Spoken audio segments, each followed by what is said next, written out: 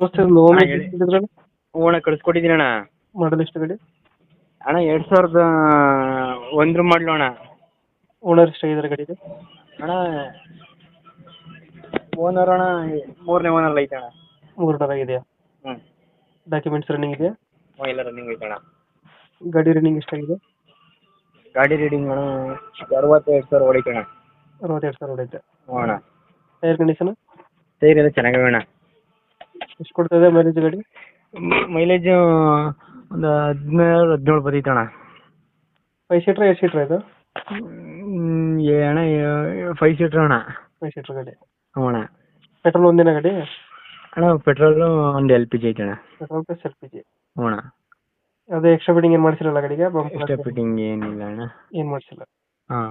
ಒಳ್ಳೆ seat cover ಚೆನ್ನಾಗಿದೆಯಾ? Seat cover ಎಲ್ಲ ಚೆನ್ನಾಗೈತೆ. ಎಲ್ಲ ಈಗ ಹೊಸ್ದಾಗಿ ಮಾಡಿಸವ್ರೆ. ಹಾಂ.